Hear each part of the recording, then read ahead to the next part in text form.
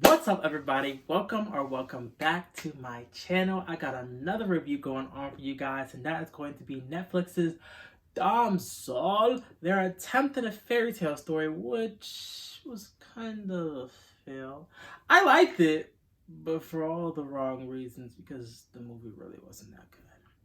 Anyways, let's get into it.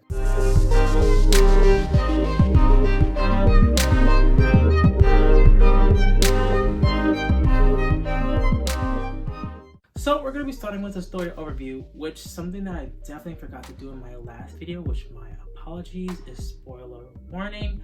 But honestly, if you've seen the trailer of this movie, I shit you not, you've seen the entire movie, I promise you.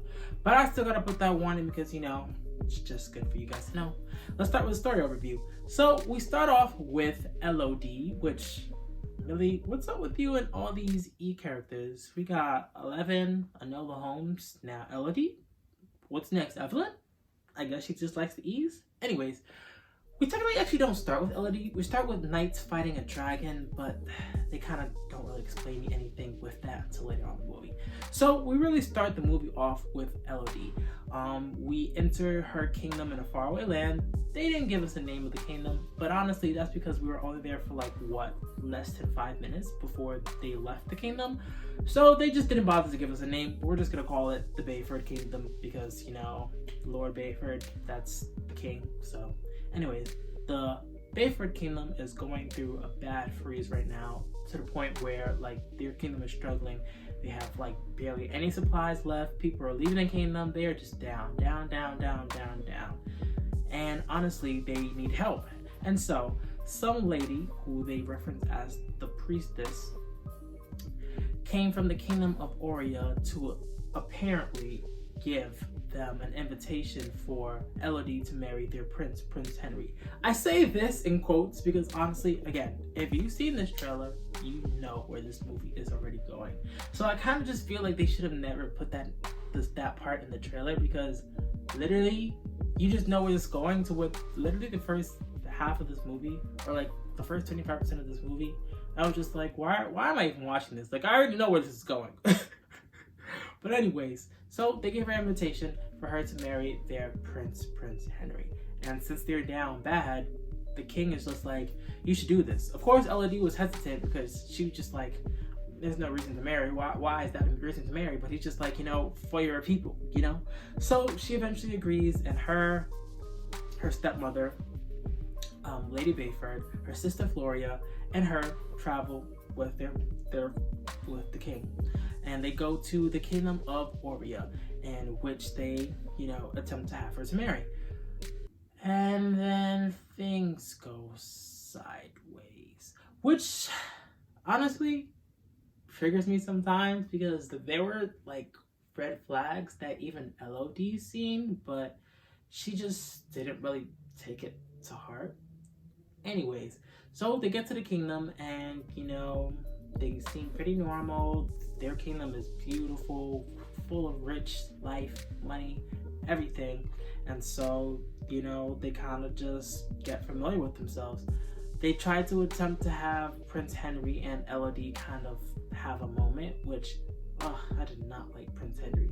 And I feel like that's because literally, I'll explain why, but when he first meets Elodie, he was like, ugh. And I was just like, oh. To the point where even Elodie had to mention, you don't really seem fond of me, so what's up with that? But then after she said that, that's when he tries to be like, oh yeah, no, everything's fine. Just, I apologize for my actions. I'm just not prepared. But anyways, they get a little moment to try to get to know each other, and then all seems to be going well. Until, there's a moment where Lord Bayford tries to literally secretly with the Queen Isabel. Because, as like I said, if you've seen the trailer, you already just know where this is going down. But anyways, they're trying to secretly talk behind the back, and Lady Bayford's kind of just like, what's going on? Lady Bayford tries to attempt to speak to the Queen to kind of we're about to be family, so let's get to know each other. And the Queen shuts that she literally straight up tells Lady Bayford, like, we're not interested in expanding our family. We're good. She even mistakenly says Elodie's name incorrect. And boom, Lady Bayford's like, wait, huh? This don't seem right. There's also even moments, like I said, where Elodie kind of saw red flags. Like there was a moment where they just got settled into the kingdom, and this is before she even meets the prince. She's looking at the kingdom and all that stuff, and she sees another girl. I guess she just assumed that she was just another part of the kingdom, whatever the case may be. But she sees another girl through her balcony, and eventually by the end of the night she sees like a fire coming from the cave, in which she mentions to Prince Henry. Prince Henry says that's part of their family ritual, which that should already just give you red flags. Why you have a family ritual in a cave? Like, where?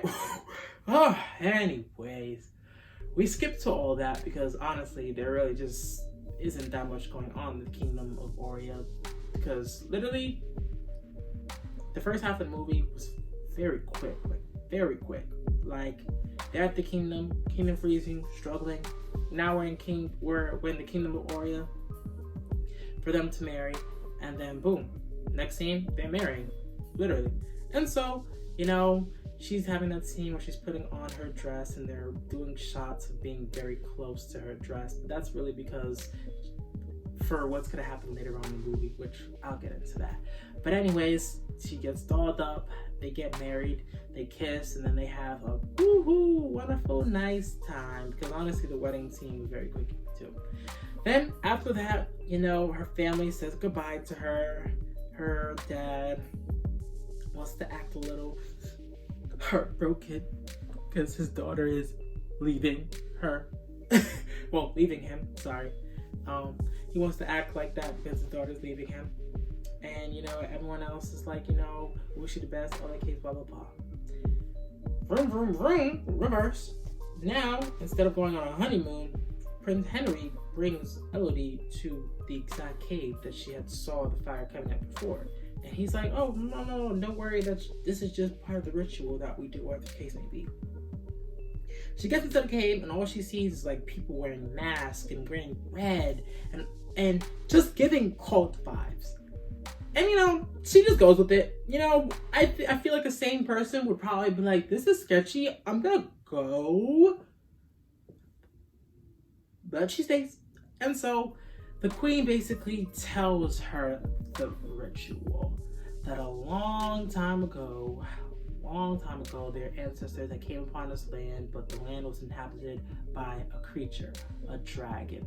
And so in order for them to find a balance and to find peace, they would make a sacrifice for the creature, the dragon, and so that they would not be bothered. And you know, the dragon, you know, gets, you know, an incentive. And so boom, it works out for them, it works out for the dragon. And while she was listening to this, after that, they say that, you know, she has to do like a blood sacrifice ceremony. Which, first of all, like, and I would say because the prince has done this multiple times. So I'm like, hold on, the prince he doesn't have like 5 STDs and like his kidney ain't failing. But anyways, they do a little blood sacrifice. The queen cuts his hand, the queen cuts her hand, and then they put their hands together and then they merge. Like they're merging together like love. But that's not the case. After, you know, they do that, they do a little blood ceremony. They're just like, okay. And they give her a coin. And they tell her to toss the coin into like, because there's like, they're standing on like, I can't really explain it. But it's like basically, there's like a lower part of the cave. Like they're inside a cave, but like, I want to say they're like on a higher ground. And like, basically she tried to like, I really can't explain it, but it's like a terrain, like, and she throws the coin in there, and then they're just like, okay, ceremony complete. So then he tries to be like a sweetheart or like a prince to be like, oh yeah, let me carry you out now, you know, the ceremony is complete, you know, I'm supposed to carry you out. And she's just like, okay, sure. Picks her up, throws her in there. And then she ends up inside the cave, and when she realizes that the sacrifice that the queen had mentioned before, she is the sacrifice. And so now She's inside this cave where she has no idea what's going on. And that's kind of where the rest of the movie takes place, because I kid you not, that's like 75% of the rest of the movie. But, anyways, we end up finding out that there's a dragon that does live in there, and the dragon can speak, but we end up finding out the story isn't exactly what's being told. What actually is happening, or what actually did happen, is that the king came and found out that the actually, that's where I messed up. They said that the dragon actually attacked them at first, but it was actually the other way around. Their ancestors back a long time ago, the king at that time did not want the dragon to be there, so they tried to kill the dragon. They didn't kill the dragon, but they were able to kill the dragon's daughters. And so the dragon, in a rage, killed everybody except for the king, and the king asked for mercy, and so she made a deal. She said, okay, you want that? That's fine, but I want your three daughters, and I want every 3 daughters moving forward from your entire bloodline. And so now her mission, or her goal, is to now kill 3 daughters of each generation until her last breath. And Elodie kind of finds that out through her going through the cave, because basically the dragon thinks that she's one of the daughters and literally tries to kill her. So in Elodie's attempt of trying to survive, she tries to not only figure out why she's there, how to get out of there, but honestly what's going on overall. She eventually does escape and figure out how to get out thanks to the help of her father, which her father basically actually comes back for her, which I'm happy he did.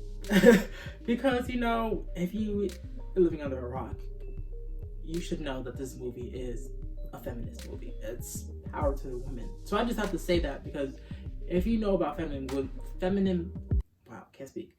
you know about feminine movies, you just know that for the most part, that the guys are usually the bad guys. So at least he wasn't completely bad. At least he came back for his daughter. But anyway, she was able to escape thanks to his help. And then after her escaping, the dragon gets into a full pit rage and just raining fire. So the queen decides to throw her sister into the cave, so that way it can kind of mitigate the damage. And now Elodie has to go back into the cave to go and save her sister. But instead of trying to fight the dragon, she tries to tell the dragon the truth of what's going on, that she was also lied to, that you think that you've been sacrificing, or they've been holding up the deal that you made because, you know, they killed your daughters, but no, they're sacrificing innocent people, and they're basically putting their blood in our blood, which I don't think that's how science works. But anyways, so they've been putting their blood into these innocent girls' bloods, and since the dragon just has 1,000-year memories of the king's blood, she can tell that that's the daughters. And so after the dragon fights with Elodie, because I ain't gonna lie, Elodie almost got her ass clapped trying to tell the dragon the truth, because they was fighting while she was trying to tell the truth. Like, it wasn't just like, oh, dragon, hey, this is what happened. Oh, okay, let's go after them. Like, no, Elodie was fighting for her damn life. But anyways, after she was able to convince the dragon literally just goes to the kingdom of Oria and burns into the ground. Then they take all the supplies of King Oria, and yeah, movie's over. They're just like, okay, now we have all the supplies we need pretty much to survive the freeze for a while as we try to figure things out. And we also kind of get a hint at the end of the movie that the dragon is going with them now to the kingdom of Bayford. Because again, they did not name the kingdom, so... And that's pretty much the basis of the movie. Literally. And so, why I liked it was for the wrong reasons, because the movie was lackluster, and let's kind of dive more into that. Before we get a little bit diving into that and the casting as well, let's talk about the visuals. Surprisingly, the visuals for this movie was not bad. Like, for a Netflix movie, although the movie was not great, I will at least give them that the visuals was there. Like, I've seen current movies are like to date movies that was in the movie theaters with CGIs that will have your eyes like literally crying. But this CGI it had a budget. Like, for example, I thought the dragon was probably going to be hiding in the dark for the most of the movie, but no, like, they did not shy away from showing the dragon. Like, the dragon actually looked beautiful. Like, again, visuals was there. I would only say that costuming was meh, but I think that's really because literally 75% of this movie was in the cave. Like, I shit you not, after she gets thrown into the cave, literally, the rest of the movie is like her and the dragon. Like, you see some of the rest of the characters meh for a little bit, but literally it's Millie Bobby Brown and the dragon, literally for the most part, moving forward. And I would also say that's why costuming was kind of like meh, because why make the costuming so extravagant or so cool when you're barely seeing any of the characters? Like, even her wedding outfit, I felt like was like, I really didn't like her wedding outfit. Like, just meh. So I would say visuals was good, CGI was good, costuming was meh. But again, that's because literally 75% of the movie was them being in the cave. Now let's go on to casting. We first have Millie Bobby Brown, which honestly, that's why I say I would like this movie. Because honestly, Millie Bobby Brown was literally the integrity of this movie. She was the entire movie, basically. And that's honestly why I kind of liked it, because despite, not everyone really liking Millie Bobby Brown, I still appreciate her as an actor because I just know that she's a really good actor. And that's why I would say I personally like this movie, was because, like, the scenes with her in the cave versus the dragon, or her trying to escape, like, I really felt like the pain and struggle that she was going through to get out of the cave. Like, scenes where she was grunting and crying in pain, like feeling like all hope was lost, and then being like, no, like, I refuse to die here. Like, that's something that not a lot of actors can pull off, especially when you're kind of becoming a one-man show at that point. Because, although the dragon was kind of the other character, like, the dragon doesn't exist. Like, that's CGI. Like, that's something that they created, So she's literally acting, for the most part, by herself 75% of the movie. That's really why I say I like this movie, honestly, just because the integrity of Millie Bobby Brown and the way she really played Elodie. Like, I definitely feel like she did her thing, so I can't even be mad at her for that. So honestly, perfect casting for Elodie. Like, I kind of just don't really see anybody else playing her besides Millie, because I definitely think that Millie did very, very well. So good casting for Elodie, can't complain. Prince Henry, played by Nick Robinson. Nah. I mean, I don't think that he was a bad casting, but again, I just feel like because the movie just really is basically the cave after a certain point, that they just, every other character, it's kind of just forgettable at that point. Like, they tried to make him seem like he was redeemable, like when I mentioned that the queen eventually tries to take Floria and throws her to the cave, he actually tries to stop the queen and refuses to be a part of it this time, because he and Elodie kind of did have a moment to where at first, he didn't like her. As he actually got to know her, he kind of actually did like her. And then he kind of tried to show that, like, when Elodie returns back to the kingdom of Oria with the dragon, he kind of be like, yo, I could not sleep, because of that. And then even when the dragon was about to burn, because, he gets clapped with the kingdom, I will keep it real. He basically just accepts his fate. He just closes his eyes and just lets the fire burn him. So I'm just like, okay. But again, even though they tried to redeem him, he barely had any screen time. So it's like, I just didn't feel anything. So he was just there. And honestly, I would definitely say that everybody was there for the most part. Like Angela Bassett, which, first of all, I was actually so upset with what they have done with Angela Bassett. Because honestly, she was supposed to be, she's a stepmother, and for once, the stepmother is not evil.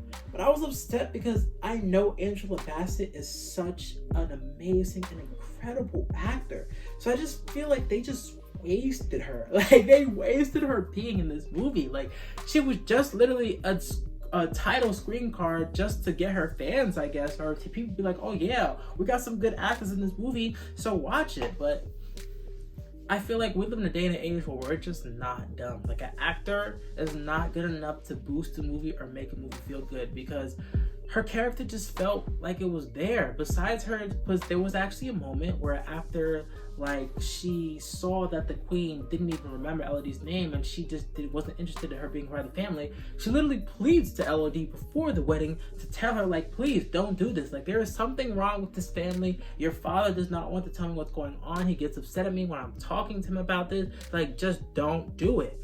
But Elodie still does it. And besides that, her character is lackluster. Like, she tries to stop Florio from getting kidnapped, but gets stabbed. She literally gallops to the cave on a horse, wounded. And then Elodie's just like, stay your ass here. I got this. And then we just see her at the end of the movie. So, forgettable. What was the point of casting her? Lord Bayford, played by Ray Whitestone, also forgettable. He tried to have moments where he was regretting sacrificing his daughter, even though he still went through with it. And then literally that. He dies literally saving Elodie. That was literally the only thing that he had going. He sacrificed Elodie, he went to go save her, and then redeemed himself by saving her and apologizing to her. Like, his last breath was telling Elodie that I really am sorry that I sacrificed you. I thought I could do this for the kingdom, but I couldn't sleep at night knowing that I sacrificed, my daughter. And take the ropes and get the fuck out of here. Literally. And so, lackluster, another one. Floria, I really did not like Floria at all. Floria was played by Brooke Carter, and honestly, besides her just wooning over the kingdom of Oria, or getting slightly upset at their stepmother for a moment, she was just there. She screamed that she got thrown into the cave, and then she was just there to be another damsel getting saved by Millie. So, again, another lackluster character. Like, literally, just all in all, many of these characters were just just luster to the back. I don't know what else to say. Besides that, we have Robin Wright, who plays Queen Elizabeth, and she's also another incredible actor, but also wasted. Like, she tries to give that strong queen boss vibe, because there actually is a king, but again, this is a feminist movie, so the king had no lines and he was barely there. I think the only time we really see him was the wedding. I don't remember seeing him when they first introduced. They were first introduced to each other when they first arrived at the kingdom. Anyways, besides her trying to be the strong queen, trying to make the sacrifices for the greater good, lackluster. End of the movie, she gets burned, which I just didn't feel like it was satisfying at all. Like, we'll get into that when I just give the final overview. But again, many of these characters were just there. Like, it's really Millie Bobby Brown and the dragon. And then that's where I come into the dragon. The dragon is played by Shahori, which I honestly like the voice actor who played the dragon. And I say that because the dragon's voice actor reminded me of Enchanted from Disney. I can't remember the actor's name, but I will put it here. The person who plays the evil queen, like, I loved her voice. Like, she was just the perfect casting of the evil queen. Even when she was turned into the dragon, her voice was just so elegant. So I just loved it. But besides that, the dragon was kind of cool, I guess. Very sadistic, very head up in her ass as well. but I guess there would be no movie if she was so easily to be convinced. So I guess there's that. But again, movie kind of just lackluster. And that's kind of where I come to the final verdict of the movie, which is honestly the reason why I liked it is literally only because I just feel like Millie Bobby Brown accomplished something that not all actors can do, which is coming to a point where you're just doing a one-man show. And that's not easy. Millie Bobby she's very young, and she's still trying to get like her foot in and building her career. So I definitely just had to still appreciate that at some point in capacity. But other than that, the movie is just pretty generic, like straightforward and cut the pace. Like, struggling with the freeze, they try to come to the kingdom for help. The kingdom's shady. They sacrifice her, thinking that she's dead, and she comes and turns her ass on them. But I feel like the movie just could have been more better. Like, I feel like they should have not focused so much on her being in the cave and trying to escape.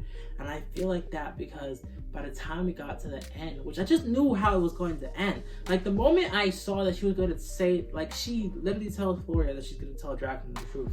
Like, as soon as she said that line, I was just like, they're gonna eventually be friends, and the dragon's just gonna burn the kingdom to the ground because we barely have enough time left in the movie. So it's not giving that we're getting another sequence or anything like that.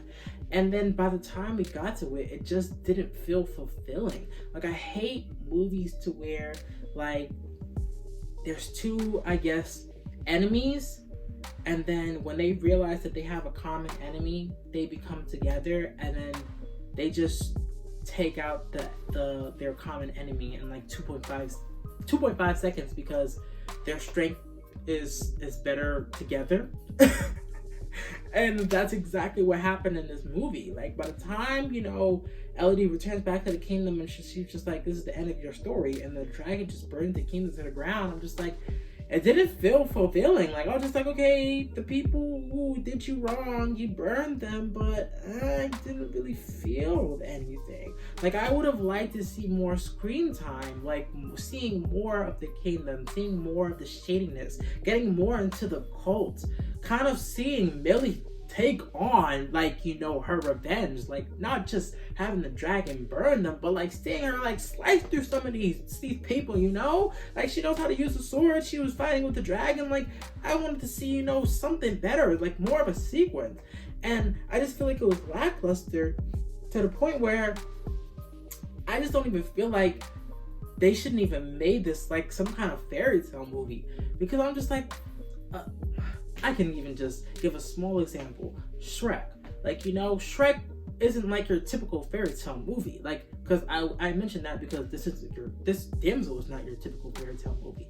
But even though Shrek isn't your typical fairy tale movie, it still finds a way to make it into the realm of being a fairy tale, but in its own way.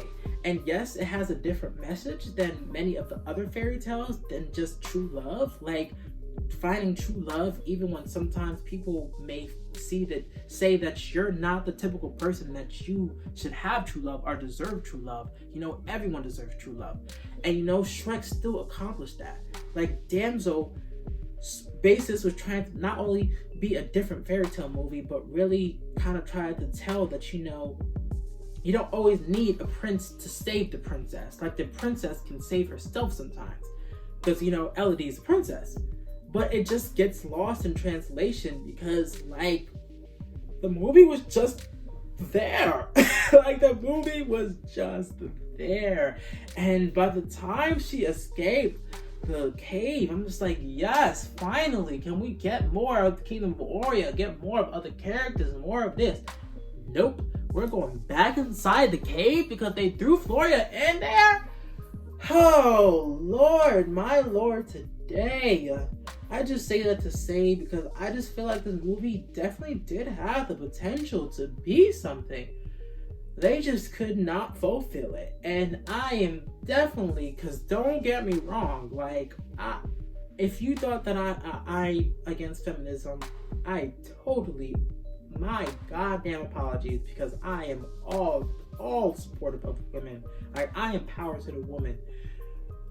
But I just feel like a lot of feminine movies or feminism movies these days are just so focused on trying to make the main character of a woman seem strong that it fucks up the entire movie.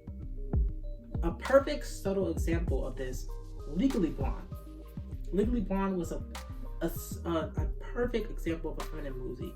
She tries so hard to convince the person that she loves, the man that she loves, that she is worth, his love, because he breaks up with her and she finds out that she was a booty call and he actually had like an actual long-term person that he eventually just proposed to. But while she was trying so hard to be as good enough for him, she realizes that she is not only better than that, but surpassed that. And the movie subtly does that in a perfect, calm, and nice way, where it's not like, oh, this guy's bad, and oh yeah, by the way, yeah, she doesn't really know nobody because she can save herself. Like, I feel like stop focusing so much on trying to say, yes, our women are strong, and just tell the story of that. Like, you don't have to yell at us and say that women are strong. You basically already said that when you titled the movie Damsel. Oh. So Lord have mercy. But anyways, again, I didn't hate this movie. I liked it, but for all the wrong reasons. I liked it mostly because Millie Bobby Brown. If you like Millie Bobby Brown, you will like this movie. If you don't like Millie Bobby Brown, chances are you'll watch this movie, feel absolutely nothing, and just be like, meh. But, as I always say, or as I will always be saying now, because I always said that in my last video, but if you still want to watch it and waste about 2 hours of your life, don't say I didn't warn you. I would never recommend or not recommend you to watch anything unless it's really, really bad. I'm just like, don't waste your money and just wait to watch it at no extra cost. But this is on Netflix. If you have Netflix, how much the cost? You want to see a little something, I guess. Are you just curious about it? Go ahead, watch it. But chances are you probably won't enjoy it as much. But anyways, that is going to be my review of Damsel. Another one bites the dust. Thank you all for watching my video. If you followed all the way through to the end, if you consider subscribing and joining the royal family, I would definitely appreciate you guys. And I hope you guys have a good day or night. I will see you guys in the next video.